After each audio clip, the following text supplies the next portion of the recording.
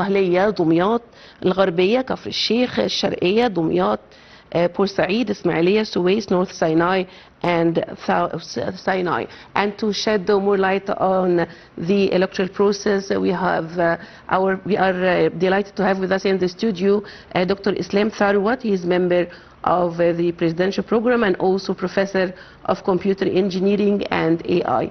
Thank you very much, Dr. Islam, for coming to Nile TV International. Thank you so much. Thank you. Dr. Islam, tell us more about the latest developments on the ground concerning the electoral process. Well, the process, I think we have great 2 days till now, because the Egyptians are committed to deliver their votes, especially the approved people. So we are going now with the second day in the second phase, and this is especially great for those people to deliver their votes.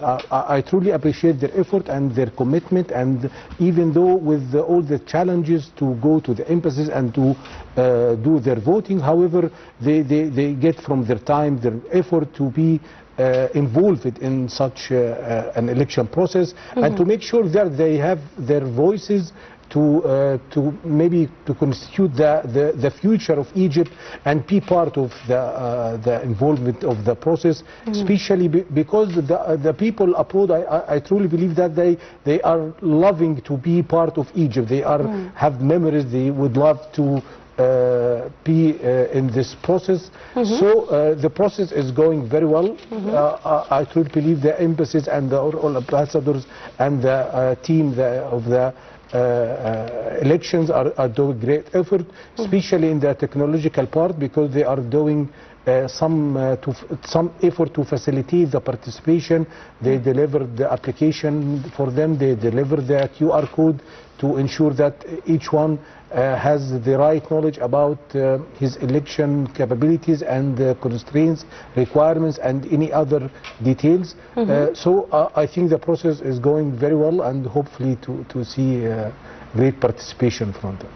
Yes, Dr. Islam, we've seen this year's election with the artificial intelligence, some QR code and the application announced this year. Tell us more about this and how this will be facilitating the electoral process. Of course, thank you for the question. It's really of vital importance maybe to rely on the technology in the election process. We can see that we have many great new or emerging technologies that could support such a process, especially for the approved people. We have the AI, we have the blockchain, we have the fingerprint and voice recognition. So by the way, technology is against corruption. Sometimes, especially with the last speech about the President of Fattah Sisi, about his concerns about some situations and some behaviors during the election process, I think that the technology could be part of the solution. We should rely on it, we should believe on it, because at the end of the day we can ensure the accuracy, we can ensure maybe to facilitate at least the process, to provide it in more smooth way to deliver the results in and the counting process. So I think that there are a lot of effort are doing, and it's very nice to see our code and the application and the meeting, the online meeting while delivering the results and to follow up with the. So of course the technology is part of the process of this year's election. To see more engagement and more involvement, especially with the AI, you know, the AI, and also it's not about the government or the state responsibility, it's also about the political parties' responsibilities. They have to use the AI, the new technology, the social media, and also to announce themselves and to deliver their programs to their participants. So I don't really know how about using the technologies in the Egyptian political parties. This is really important for them to rely on the new or emerging technologies, to use the social media, to use the real-time analytics, and know how to reach out and to deliver their voices to the participants. At the end of the day, it's election, and you need to marketing your program, marketing your ideas and thoughts, and to deliver it to the people. Yes. So those kind of technology could be a great key or solution for more problems or challenges that we are facing. Yes, of course, Dr. Islam. Dr. Islam, tell me more about the participation of women in the parliament this year, and the high turnout of women voting in the first phase and will be in the second phase. I think that we have a great participation of women, especially inside and outside, of course, but let's focus about the participation abroad nowadays, because of this our election today. I think that the Egyptian woman is committed to deliver her vote. She's fully aware about the challenges. She is fully aware about her responsibility.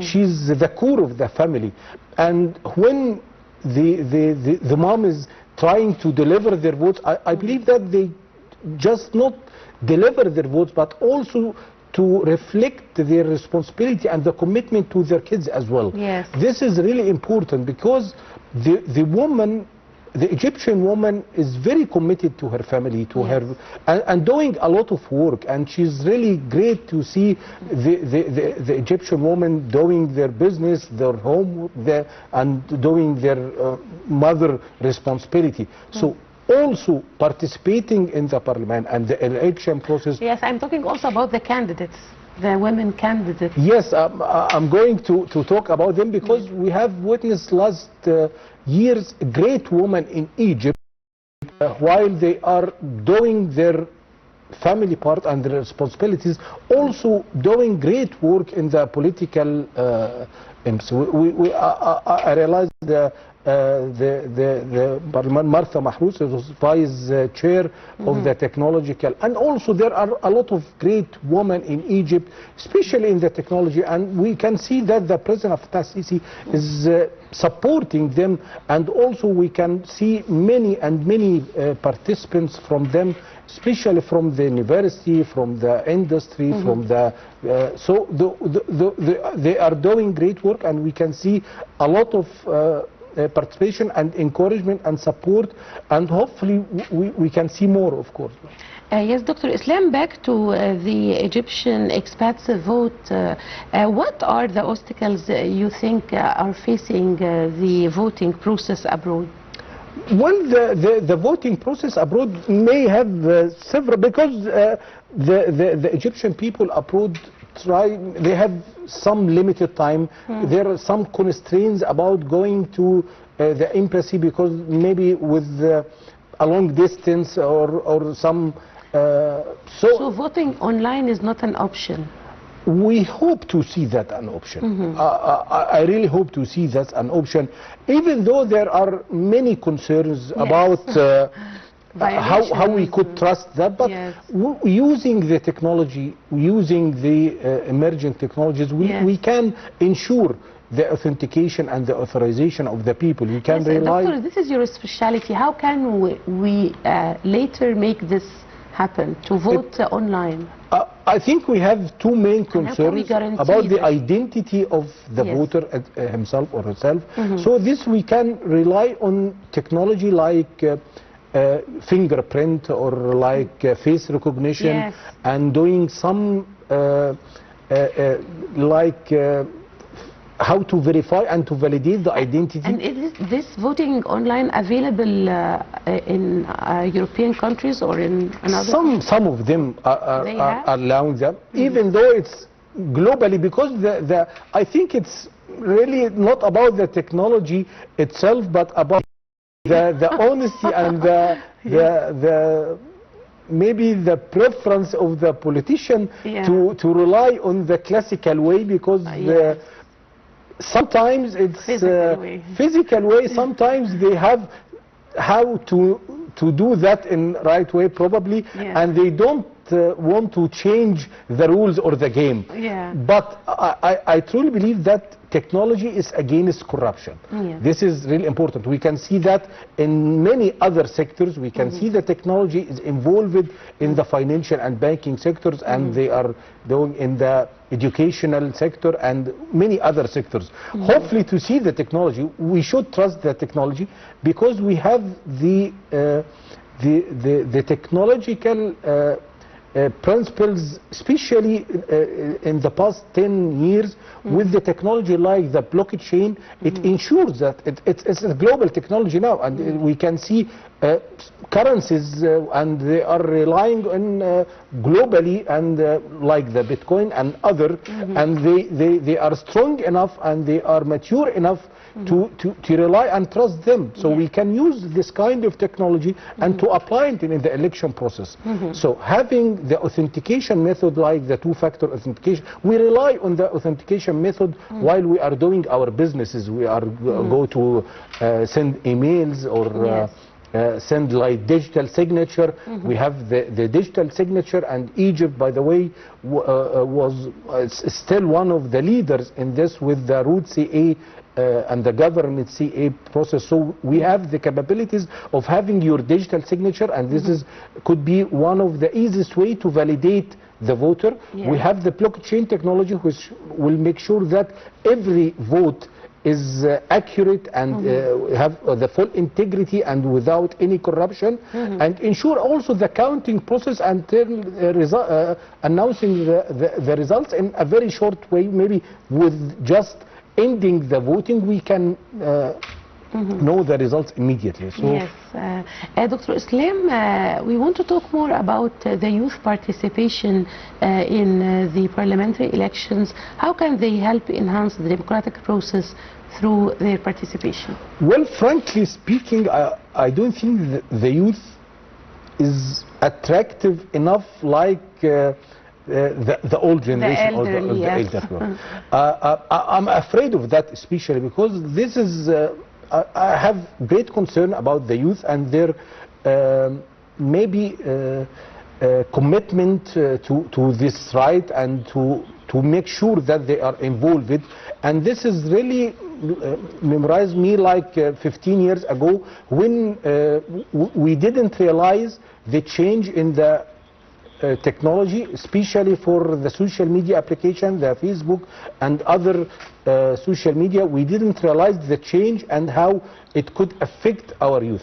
So I think now we have other technologies that could affect them. They are attracted more to them. They are not involved or engaged enough and in a proper way to be part of the even in terms of their participation and engagement, or even in terms of their involvement in the political. So I hope we can rely on that. I hope we can do more better to go to them, to attract them using, by the way, those generation like Gen Z, they are called Gen Z now, they probably don't use Google, they probably don't use Facebook. So we are talking to ourselves and we are not talking to them. They use other technologies, they use other tools. We need to go to them, we need to understand their language.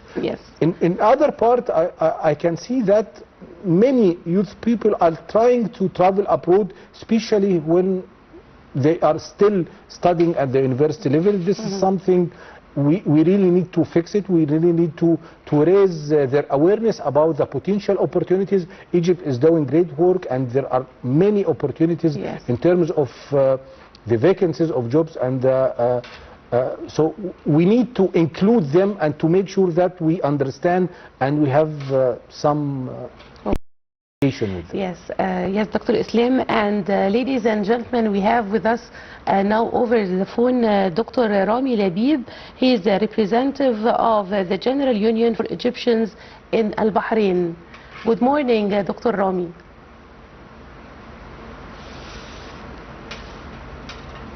Dr. Rami?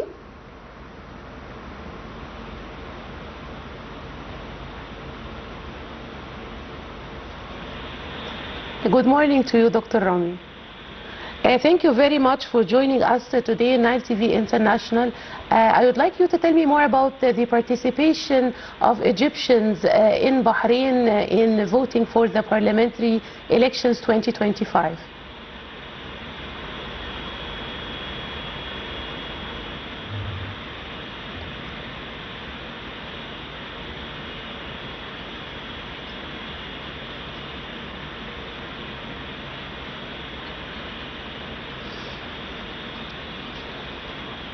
Well, thank you very much for joining us. We have a technical problem, rather. We will continue our coverage with Dr. Islam Tharwat. Dr. Islam, tell us more about the elderly people leaning on their sticks and going to vote. Tell us more about this. This is really amazing. Seeing the elder people who are there trying to deliver their votes and to make sure that, and they would love to be in Egypt. I'm pretty sure of that. They are very keen to participate and to do their right. Yeah. This is really amazing. Also, I don't want to enforce them maybe to come to Egypt and to support Egypt. They are doing that. They are working abroad, but they are engaged. They are committed to their families. They are doing a lot of work, and they are, even though they have, of course, many other commitments, but they are keen to do that. This is, we can see them standing in the queues, we can see them traveling hundreds of kilometers, even in the car or bus or train or something like that, but they are trying to do that. They are trying to build our future together. They are, even though they are abroad, but they are part of Egypt and would love to be there. So we appreciate their effort. We encourage them to support, and we also ask them maybe to have more collaboration and to make sure that they transfer their knowledge, their experience, and to support the youth in Egypt. Especially if I'm talking for my domain with the university, we can see that a lot of professors, a lot of university staff or faculty, they are eager to come to Egypt, to visit Egypt, to support the youth, to try to have a lot of knowledge exchange, and also there are other exchange programs that we could collaborate in this. So the elder people in abroad, they are very much appreciated, and they are doing a lot of effort, and hopefully we can see them, we can also include them, we can provide them more tools and applications and some facilities to support them and to make them feel that they are in Egypt. By the way, like the virtual reality, one of the technologies that we can support them, we have now a great, by the way, progress and new construction in Egypt. I think that if any Egyptian haven't visited Egypt for about 5 years, they will be very surprised about the amount of the effort of the construction, the new cities, the new capital, Alamein, and we should try to find some way to make them proud of what they are. And the Egyptian expats actually now are very keen to come to Egypt. Before, maybe 10 years ago, they didn't want to come, but now, and I see this in a personal experience. Yes, and they can see great opportunities. We need just also to try to encourage them. There are some kind of ambassadors for Egypt. We need to exchange the information and to deliver them the new updates about Egypt. I'm pretty sure that they will do great work to do some promotion and announcements, and to do this kind of marketing activities for Egypt in terms of the tourism. By the way, we have a lot of work, and they can do a lot of to support. So being abroad doesn't mean that you are not part of Egypt. You are part of Egypt. You are doing your right now by delivering your voice in the election. But this is not the only thing you can do for Egypt. You can do a lot of collaboration and engagement with the Egyptian people, even though you are abroad. So. Yes, Dr. Islam, to what extent do the measures taken by the state reflect the commitment to guarantee the transparency in the elections? Well, there are many metrics to guarantee the transparency. Of course, there are the law procedures and regulations which govern this election process, from the participation of, or the announcement, or the nomination, or the final or short list, and all those kind of rules and regulations to ensure that. They have also the classical ways of having the votes, having the authority to make sure that there are no alter or doing any harmful or misuse of the voices and the counting process. There are many of course of procedures and rules.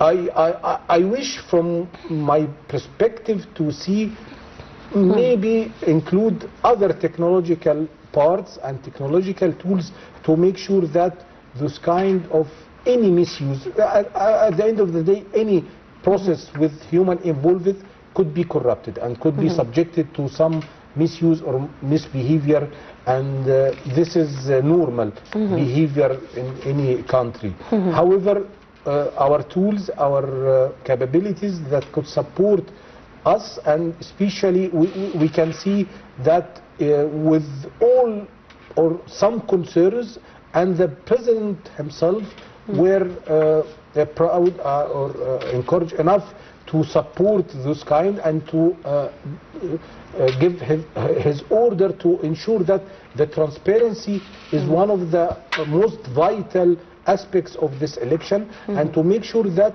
the Egyptian voices and choices are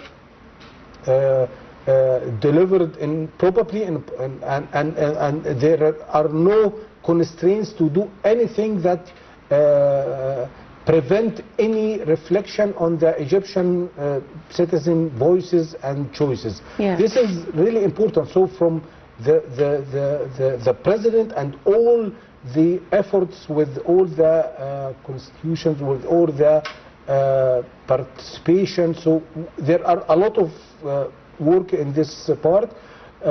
We can rely on technology, of course. We can use some applications, some maybe to provide with some face recognition tools and units to make sure that we can try to find some way, even though we will have the same in-person or physical election process, but it could also be improved with other technology. We can use like the ATM machine. Maybe the person come itself or himself to the election location, but we can use other tools instead of the paper, the regular papers with the regular voting. So we can see some like the ATM machine, and each one of the participant could choose electronically his, and this is also make sure that we can validate the person, we can ensure about his identity using any technological tools, and to make the voting, even though it's not remotely or online, but using the technology with the selection process, with the counting process, and of course announcing the results. So relying on the technology will be one of the most vital aspects and tools to ensure the transparency and to make sure that we fight any kind of corruption. Yes. Dr. Islam, we want to talk more about the media coverage and the campaigns before the voting, the awareness campaigns on social media and on television. Of course, in this regard, we have two different position, the government position, which we are doing now, and you are doing now. You are doing great work by providing the full coverage to the whole process, and this is not also today, but it's extend to all the election day abroad and inside. So the media, the government publish the website for the election process, provide application to allow all the citizens to know their location of their entities and to make sure about to provide more info about all the candidates. Yeah. So the government, I think they are doing great work in this regard. And there are another aspects about the political parties themselves. They need to announce themselves, they need to announce their programs. This is what I have concern about. I don't think that they did it in probably a right way, and they need to do more in that. Yes. Well, Dr. Islam Tharwat, the Professor of Computer Engineering and AI, thank you very much for joining us today on Nile TV International. Thank you. Thank you. Ladies and gentlemen, this brings us to the end of our special coverage. The French transmission will take over after the short break. Thanks for watching, and please stay tuned.